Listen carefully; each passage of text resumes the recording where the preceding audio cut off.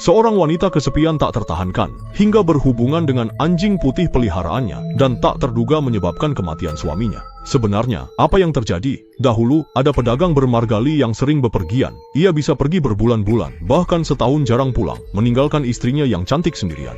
Setiap kali suaminya pergi, sang istri selalu mengantarnya dengan berat hati hingga jauh, dan di rumah hanya ada seekor anjing putih yang menemaninya. Tahun itu, Li Zongping pergi selama beberapa bulan, lalu akhirnya pulang ke rumah. Seperti kata pepatah, perpisahan singkat lebih manis dari pengantin baru. Mereka berdua pun bermesraan dan masuk ke kamar, lalu menutup pintu. Namun, anjing putih peliharaan mereka tidak mau diam, terus-menerus menggaruk dan menabrak pintu dari luar. Namun, pada malam itu juga, terdengar suara jeritan memilukan dari rumah Li Zongping, mengejutkan para tetangga.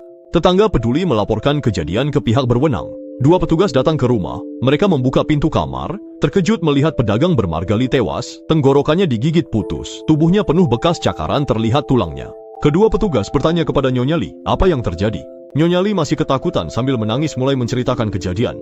Tadi malam, suamiku masuk kamar naik ranjang, dan saat hendak berhubungan, tiba-tiba pintu didobrak, makhluk malam berbulu merah menerobos masuk, tanpa berkata apa-apa mencakar Li Zongping, menggigit lehernya hingga putus. Tetangga tahu bahwa Li Zongping bukan mati dengan cara seperti itu, merasa tidak adil melapor ke pejabat, mengatakan bahwa istri Li Zongping berselingkuh dengan anjing putih di rumah, dan menyebabkan kematian Li Zongping. Begitu pejabat mendengarnya, ia terkejut. Bagaimana bisa terjadi seperti ini? Ternyata ada wanita itu. Lalu istri Li Zongping dibawa ke pengadilan dan ditanyai bagaimana sebenarnya suaminya meninggal. Nyonya Li tetap berbohong, mengaku bahwa suaminya dibunuh oleh makhluk malam itu. Pejabat itu sangat marah, omong kosong. Ada yang melaporkan bahwa kau berselingkuh dengan anjing putih di rumahmu. Benarkah itu? Bagaimana mungkin Nyonya Li mau mengakui hal seperti itu? Sambil menangis ia berkata, siapa yang begitu jahat menodai nama baikku? Mohon Tuan Besar membelaku. Melihat Nyonya Li tidak mau mengaku, pejabat itu memerintahkan orang untuk membawanya ke ruang belakang, lalu membawa anjing putih itu, dan mengurung Nyonya Li bersama anjing putih tersebut.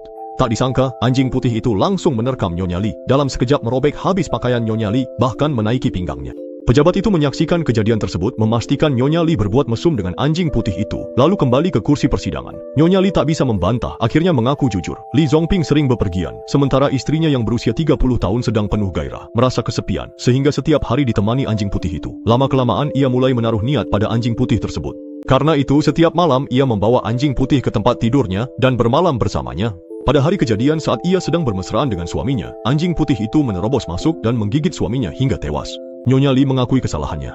Ia dan anjingnya dibawa dua petugas Yamen ke kantor gubernur untuk diadili. Dalam perjalanan melewati desa dan kota, petugas Yamen mendapat ide mencari uang. Mereka memasang tirai, menempatkan Nyonya Li dan anjing putih itu di baliknya, memaksa mereka melakukan perbuatan memalukan agar pejalan kaki bisa menonton dan memungut bayaran. Sepanjang jalan mereka meraup banyak keuntungan. Akhirnya Nyonya Li dan anjing putih itu dihukum gantung sampai mati.